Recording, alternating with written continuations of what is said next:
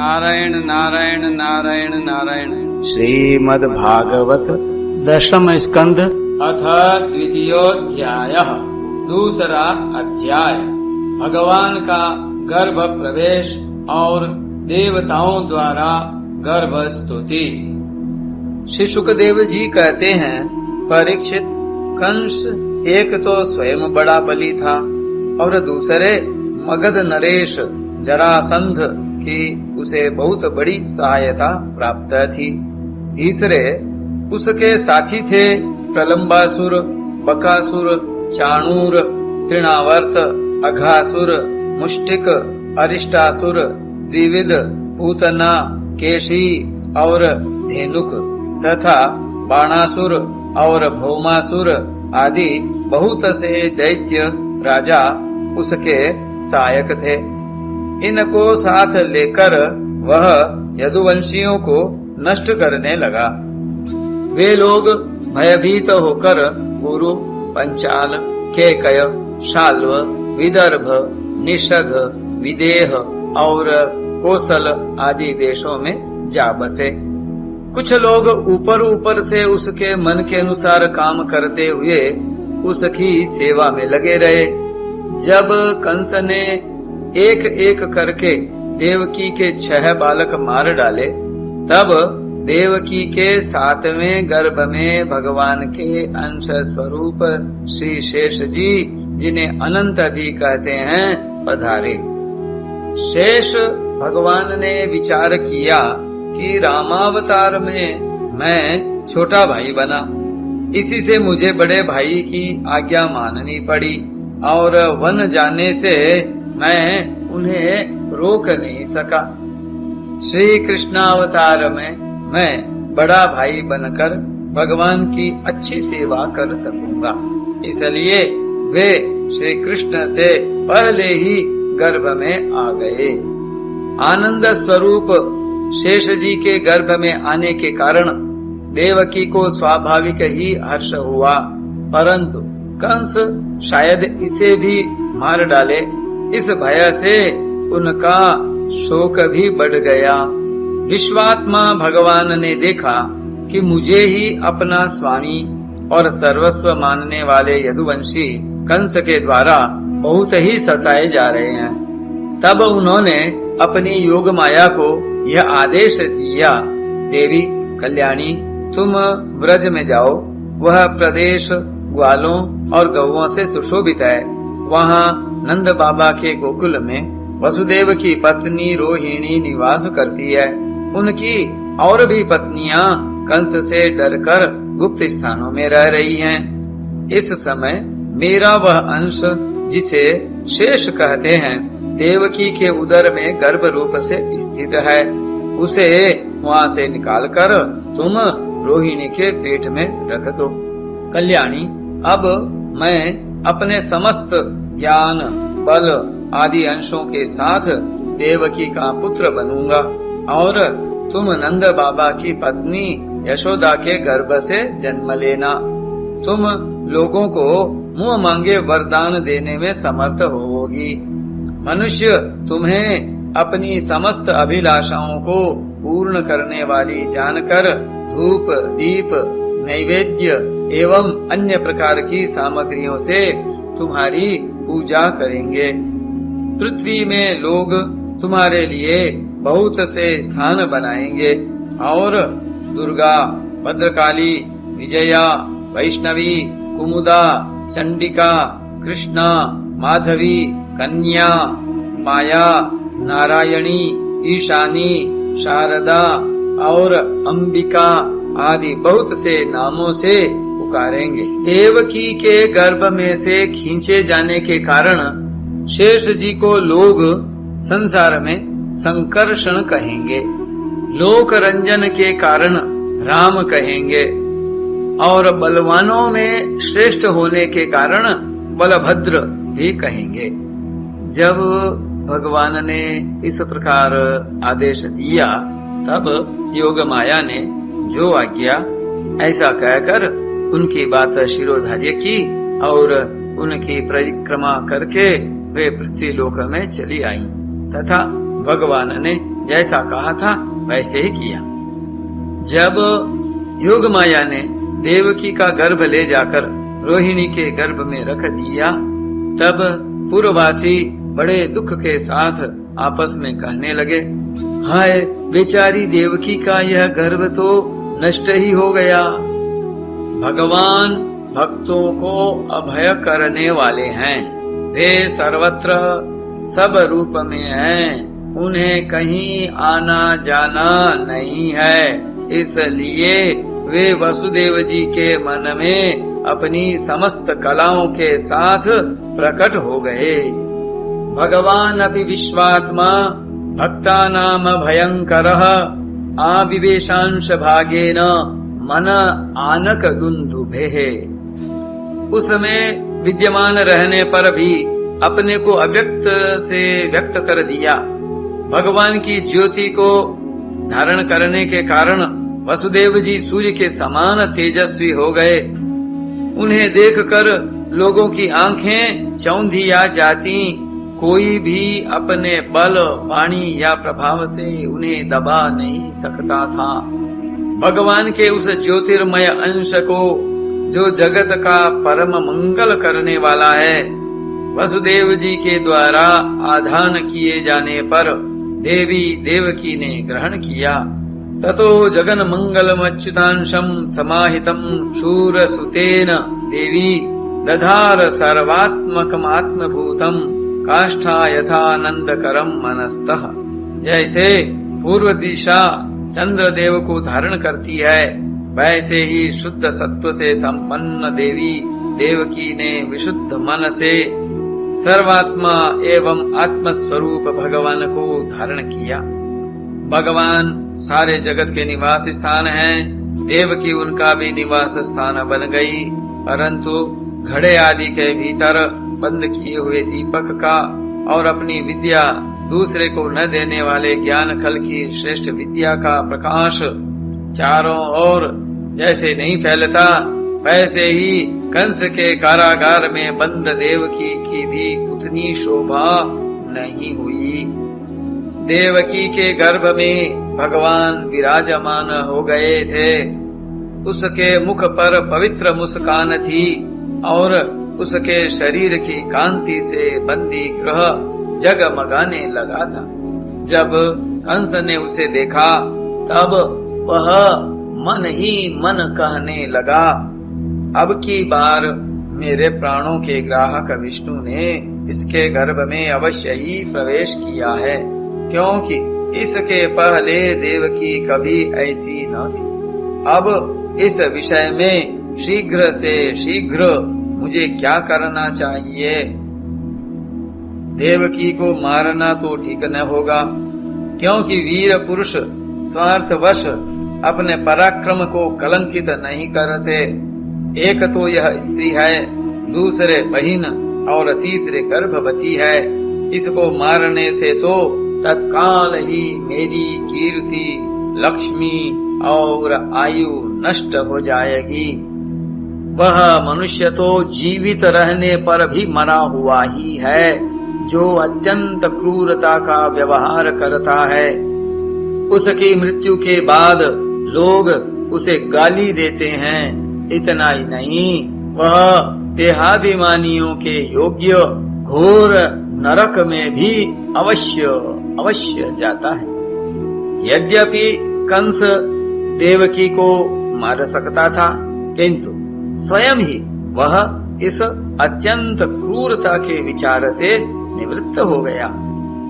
जो कंस विवाह के मंगल चिन्हों को धारण की हुई देवकी का गला काटने के उद्योग से न हिचका, वही आज इतना सद्विचारवान हो गया। इसका क्या कारण है? अवश्य ही आज वह जिस देवकी को देख रहा है, उसके अंतरंग में, गर्भ में श्री भगवान हैं। जिसके भीतर भगवान हैं, उसके दर्शन से सद्बुद्धि का उदय होना कोई आश्चर्य नहीं है। अब भगवान के प्रति दृढ़ वैर का भाव मन में गांठ कर उनके जन्म की प्रतीक्षा करने लगा। वह उठते बैठते, खाते पीते, सोते जागते और चलते फिरते सर्वदा ही श्री कृष्ण के चिंतन में लगा रहता। जहाँ उसकी आंख पड़ती, जहाँ कुछ खड़का होता, वहाँ उसे श्री कृष्ण दिख जाते। इस प्रकार उसे सारा जगत ही श्री कृष्णमय दिखने लगा।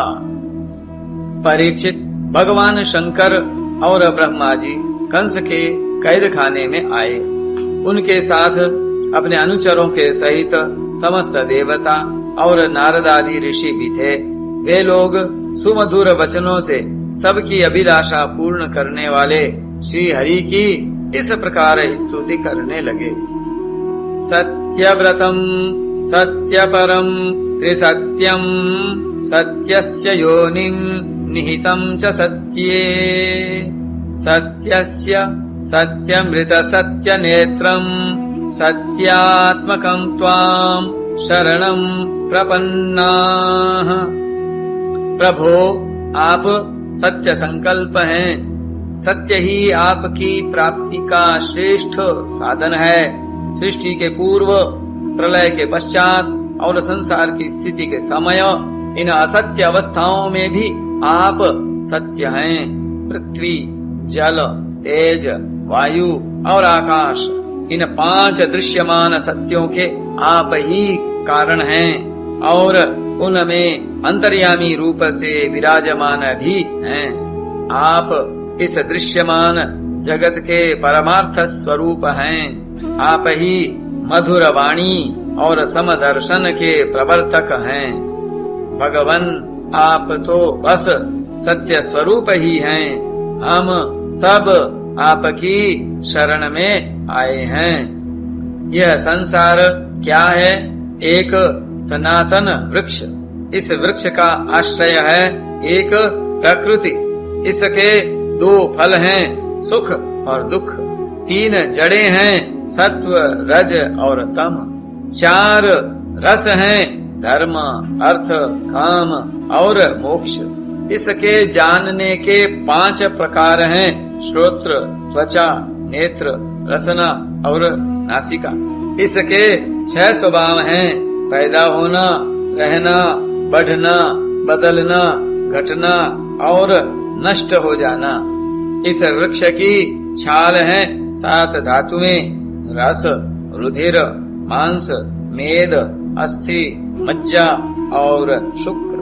8 शाखाएं हैं, 5 महाभूत, मन, बुद्धि और अहंकार। इसमें मुख आदि 9 द्वार खोडर हैं, प्राण, अपान, व्यान, उदान, समान, नाग, ऊर्म, कृकल, देवदत्त और धनंजय। ये 10 प्राण ही इसके 10 पत्ते हैं। इस संसार रूप वृक्ष पर 2 पक्षी हैं, जीव और ईश्वर। इस संसार रूप वृक्ष की उत्पत्ति के आधार एकमात्र आप ही हैं। आप में ही इसका प्रलय होता है और आपके ही अनुग्रह से इसकी रक्षा भी होती है। जिनका चित्त आपकी माया से आवृत हो रहा है, इस सत्य को समझने की शक्ति खो बैठा है। वे ही उत्पत्ति, स्थिति और प्रलय करने वाले ब्रह्मादि देवताओं को अनेक देखते हैं। तत्वज्ञानी पुरुष तो सबके रूप में केवल आपका ही दर्शन करते हैं। आप ज्ञान स्वरूप आत्मा हैं। चराचर जगत के कल्याण के लिए ही अनेकों रूप धारण करते हैं। आपके वे रूप विशुद्ध, अप्राकृत, सत्वमय होते हैं और संत पुरुषों को बहुत सुख देते हैं। साथ ही दुष्टों को उनकी दुष्टता का दंड भी देते हैं।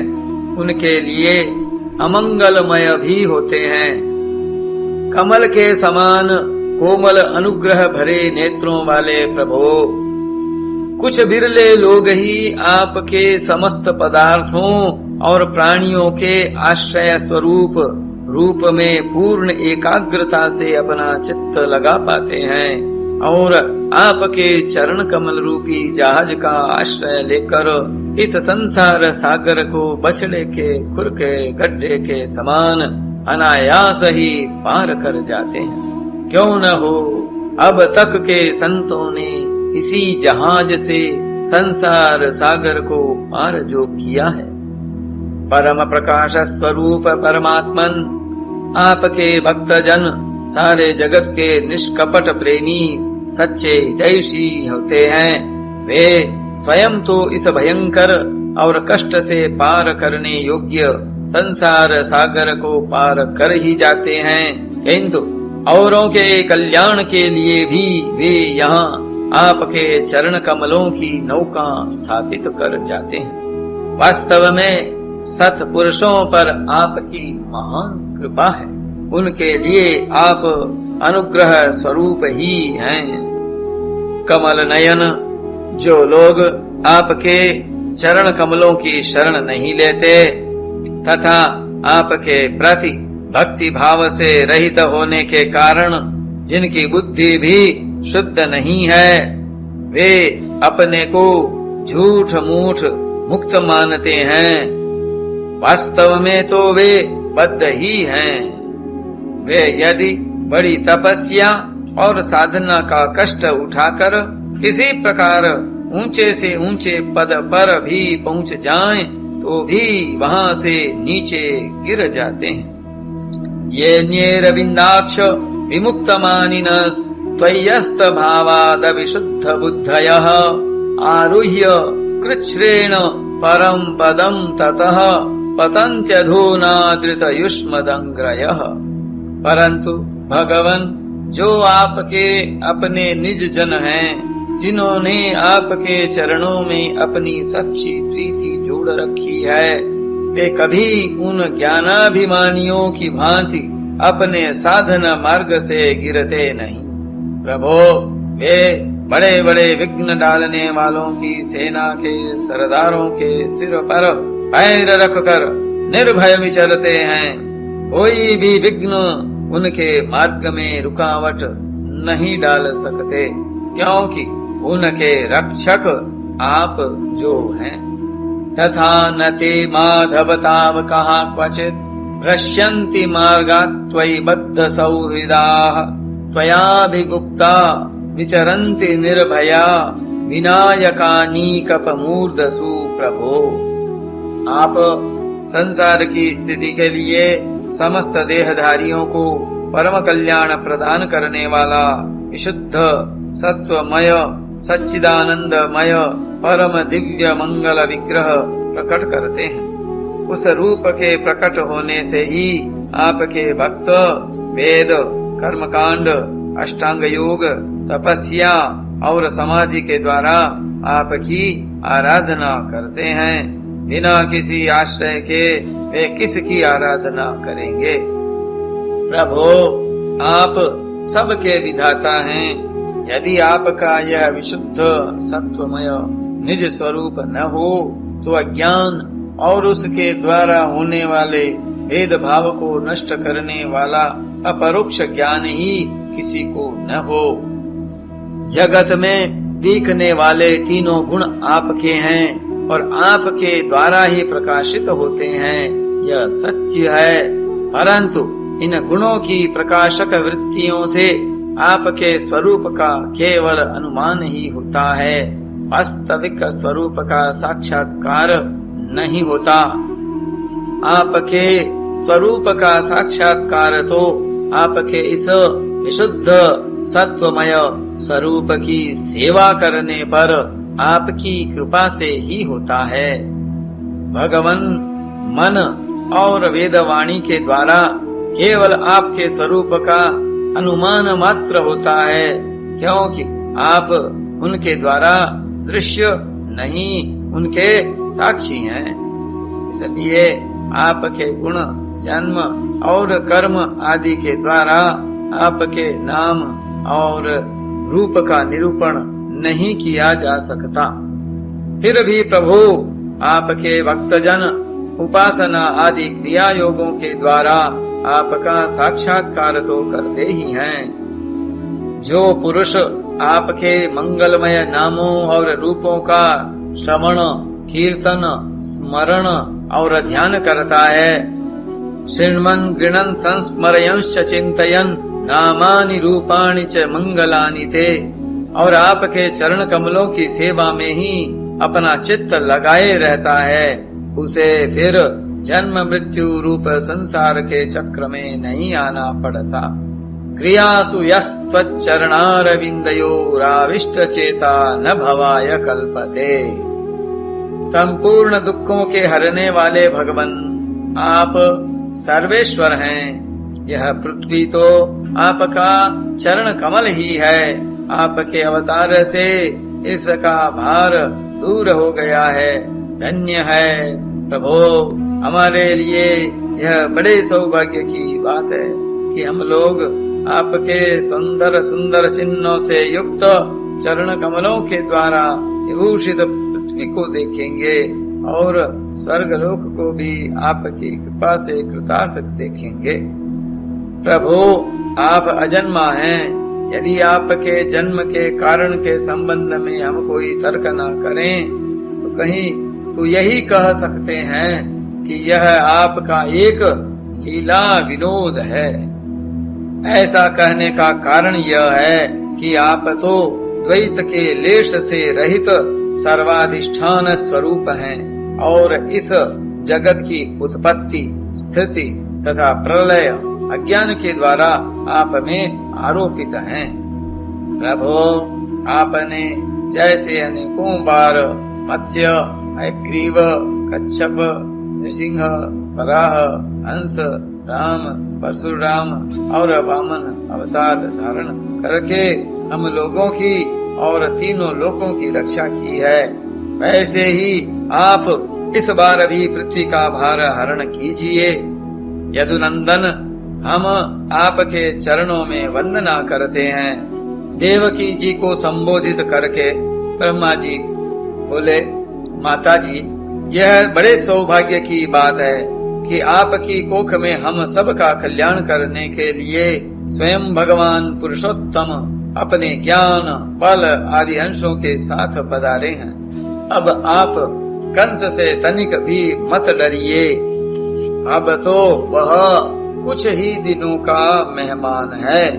आपका पुत्र यदुवंश की रक्षा करेगा।